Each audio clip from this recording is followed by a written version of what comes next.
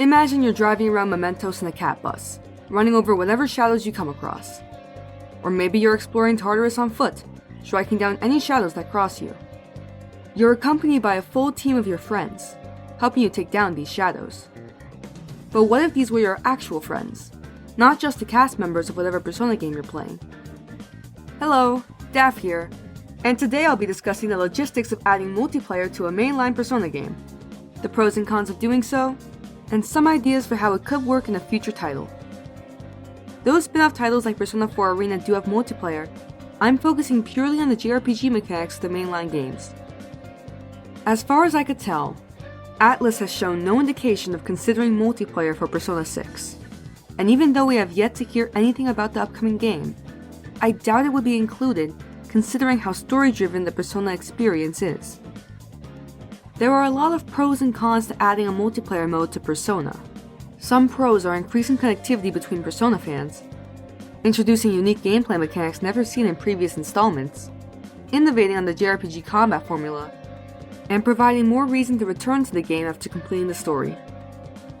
Some cons are interfering with the development of the single-player experience, overcomplicating combat, overshadowing the story, and developing broken metas that make the multiplayer experience unpleasant. If you ask me though, all these cons are risks that can be nullified with enough planning and careful design. And if the multiplayer experience is relegated to a separate side mode, it shouldn't hinder the single-player experience whatsoever. I actually held a poll, a long time ago, asking Persona fans whether they thought multiplayer would be a good addition to the game, garnering 13,000 votes. Though half of the votes said they were unsure of what to think of multiplayer Persona, 23% of voters said they would not want to see it implemented. On the other hand, only 17% thought it would be a good idea, and 10% didn't care. While obviously this poll doesn't represent all Persona fans, it did reveal that a majority of respondents were indifferent or open to multiplayer, and the rest who were more certain in their answers leaned towards multiplayer being a bad idea.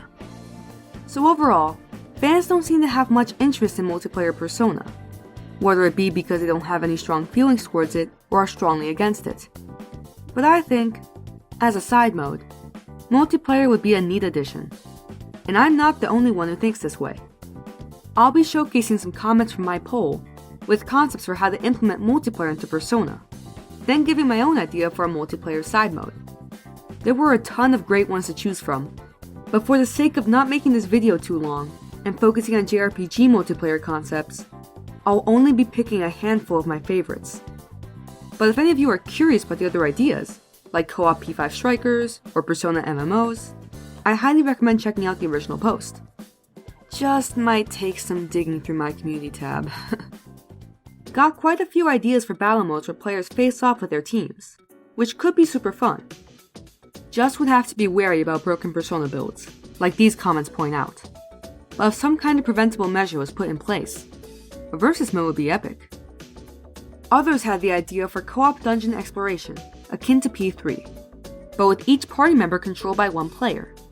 I really like this idea because of the teamwork aspect and the bringing back of the split-up mechanic from the original P3.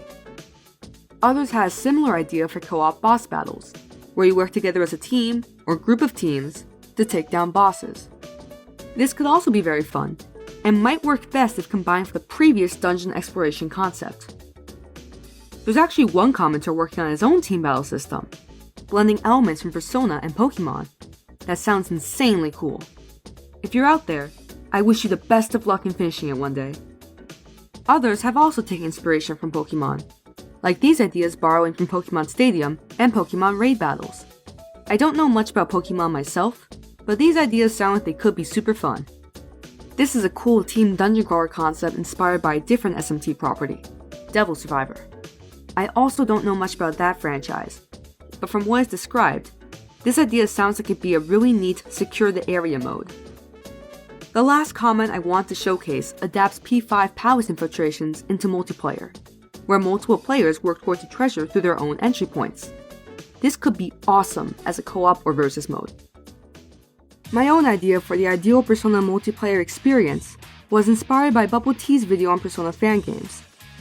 One of the games featured Sonic Roboblast 2 Persona, had a multiplayer mode that looked like a lot of fun, and it got me thinking about how fun it would be to battle shadows with my friends in the same team. So here's my version of Persona multiplayer. It would be a game mode separate from the main story, similar to Tycoon and the Thieves' Den in P5R. You connect with your friends or join a public party to fill out a team with a maximum of 4. I debated on whether you should play as your protagonist build or as one of your party members, since each has pros and cons. Playing as a protagonist gives you a wider range of abilities, but could make combat too easy if you're really high level. Meanwhile, playing as a party member would encourage teamwork since each member has their own elemental strengths and weaknesses, but would also limit you to a handful of personas. This can be remedied by making 2 modes, one for protagonist only, and one for party members, but that risks overcomplicating the system. If I had to choose one, I'd go for protagonist only. I wouldn't put protagonist and party members together since protagonists would completely outshine with their multiple personas, though I would also make some of the more busted personas off limits. The issue of level disparities within teams could be remedied with a party matching system that only matches players at similar levels, and adjusts the difficulty of the shadows accordingly. Your team could explore an endless dungeon full of shadows, like Tartarus, with the goal of taking out as many as you can.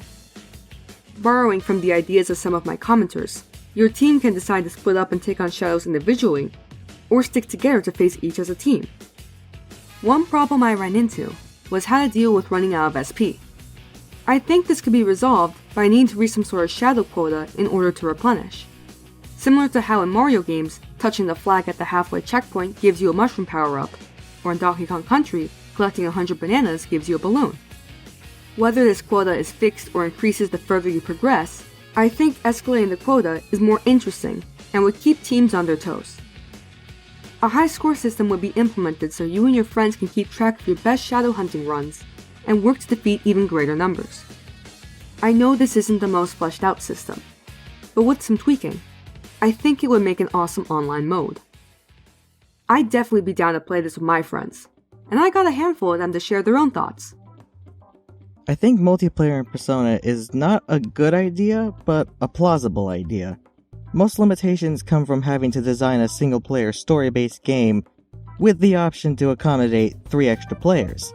That doesn't sound super easy to work around, yet if they can find a way to make it work, I'm sure it would be awesome for multiple players to control the other party members in battle, as seen in the Persona 5 co-op series on YouTube. However, even I have to admit that there are a couple things holding it back. One of which being, what else can multiple players do outside of battles? Maybe explore dungeons separately? There is an inherent problem when you realize there isn't much else for multiple players to do outside of dungeons. Even though the chances are slim, I think it would still be cool to have a traditional multiplayer Persona game. Atlus always seems like they're innovating with these games and improving their experimentation. So maybe in the future they might try their hand at something like this. Well, if you ask me, Persona has the potential of working kinda like an MMORPG. Atlus could either make a mess by having all teammates be the wild card and break the game, or make it more balanced by allowing us to experiment with different combinations of teams. A prime example I could give you is one from Tokyo Mirage Sessions' Sharp FE on Core, where you can replace the main protagonist with other members on your team and make different combinations where you don't feel forced to use the wildcard / main protagonist all the time.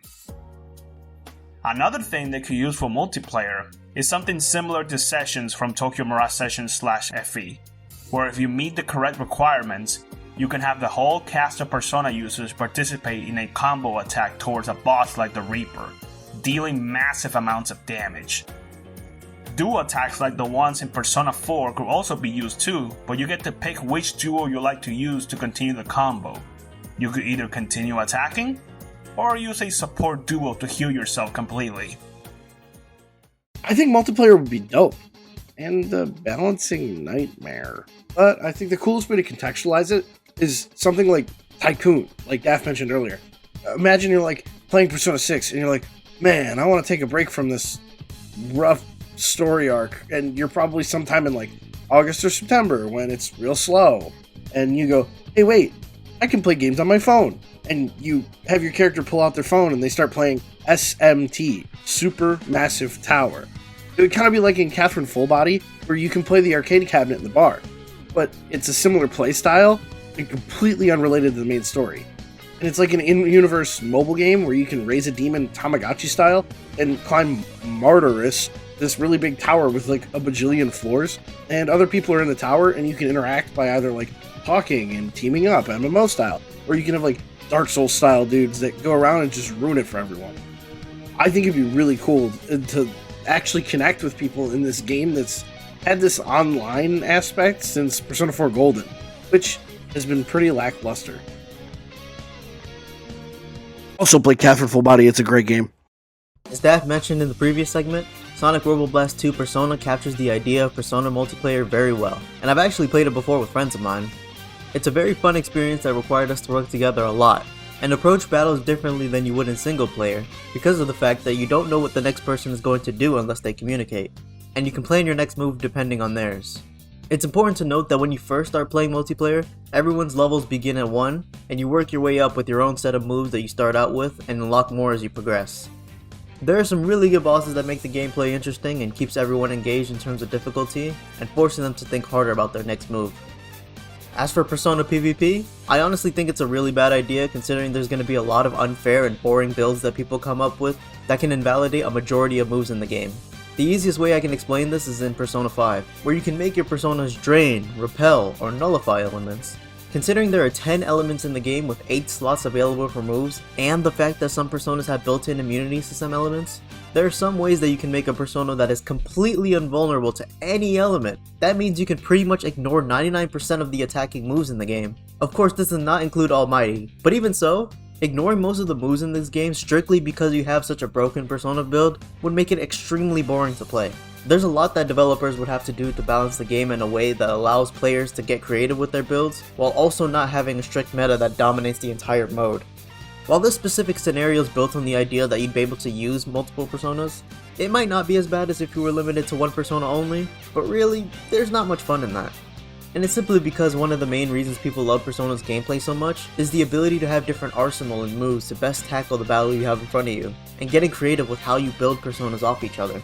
A quick example of this is having a persona for buffs, then switching to one to do big damage, or having one specifically for healing. It creates a nice flow for how you win fights. Basically what I'm trying to say is that while Persona multiplayer can work, it should be co-op only because PvP would be way too unbalanced given the nature of the Persona series, and its insane potential to create overpowered defensive personas that can invalidate a majority of the game's moves without having to do anything mid-battle.